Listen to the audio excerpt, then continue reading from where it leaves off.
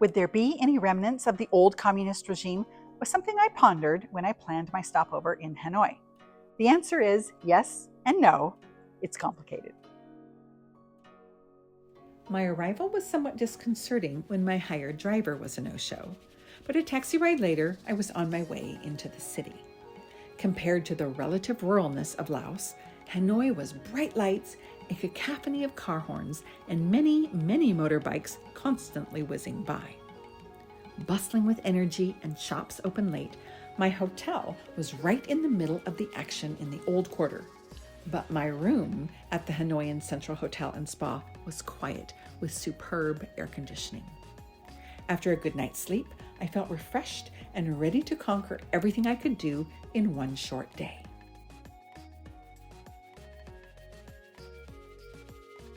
As my driver started heading out of the city the next morning, I wondered where we were going until we arrived at the world-renowned pottery village of Bat Trang.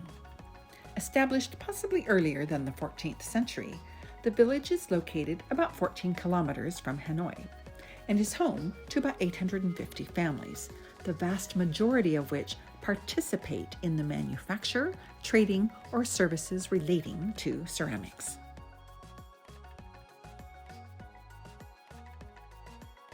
The main focus is on mass production with a handmade feel, so the pieces are hand-painted, as demonstrated in the first shop I went in, where the patterns are easily reproduced but have the element of being just slightly different. This particular workshop was really more for demonstration, but I got to see them at work upstairs. In the retail space below, I could see the breadth of colors, styles, and patterns just from one facility. Multiply that by hundreds for all the other shops in the village.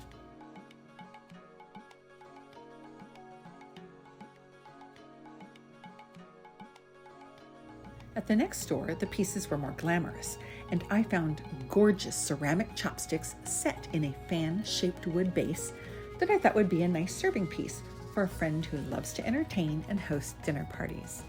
Plus, it was small enough to get home, and sometimes that is a deciding factor. For all the other items, they're used to shipping worldwide, but have a translation app handy. I didn't find anyone in the village who spoke English. The sheer volume of stores is a little overwhelming, so my suggestion is to start at the pottery market, where you can wander around 6,000 square meters divided into small stalls carrying a wide variety.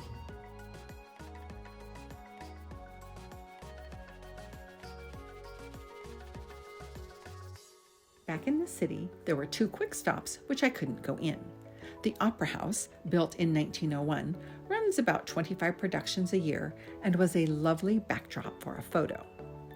St. Joseph's Church, the oldest and one of the few Catholic/non-Buddhist/non-Hindu churches in town, was constructed in the neo-Gothic style of Notre Dame, with a surrounding square that was obviously a place to hang out and meet friends.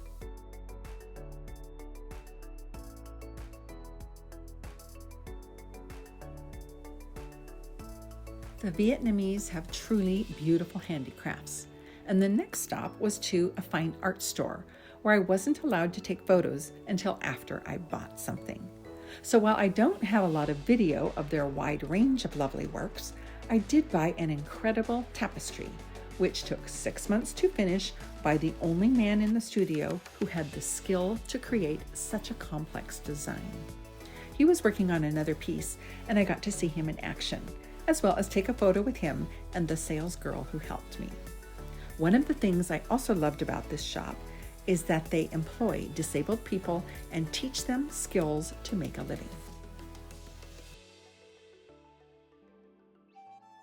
The most sobering of the sights I saw there was Hoa Lo Prison, or the Hanoi Hilton, where American and South Vietnamese prisoners were kept during the Vietnam War. Most of it was demolished in the 1990s, but what remains features exhibits mostly up through the 1950s, where political prisoners were detained, tortured, and executed for being agitators in the fight for freedom from France.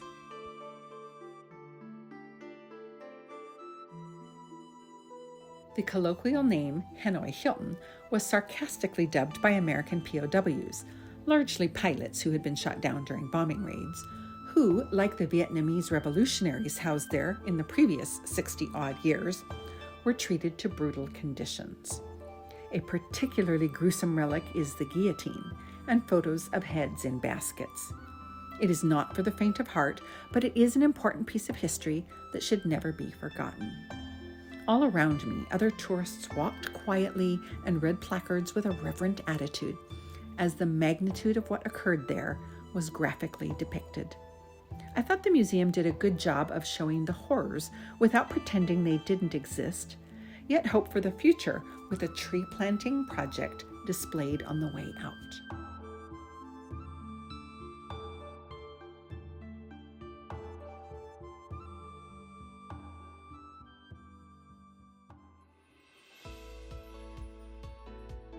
The next stop held personal excitement for me, as I had been looking forward to the fabric market in Hanoi for months. It did not disappoint. Because of the limited space, fabrics are folded, many of which are pre-cut into standardized lengths, which make them slightly more difficult to see, but that was a small concession.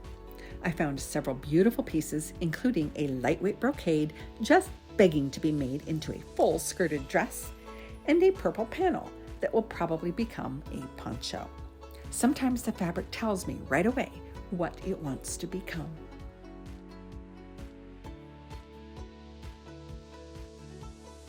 Downstairs was a typical market where I picked up some big juicy grapes for my dessert, and then it was time to head back to the hotel. Along the way, there was a street dedicated to Christmas decorations, and since it was just a block from the hotel, I walked over to enjoy the festive lights and atmosphere.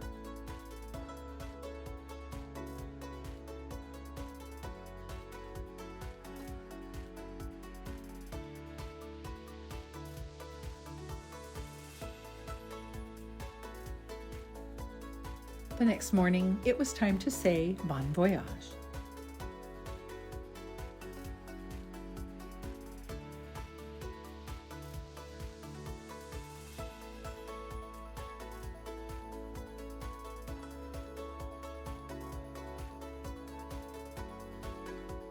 I don't feel like I got quite enough of Hanoi, and another day would have been nice. So now I have a reason to go back. But I had to move on, and that means I have more to show you next time.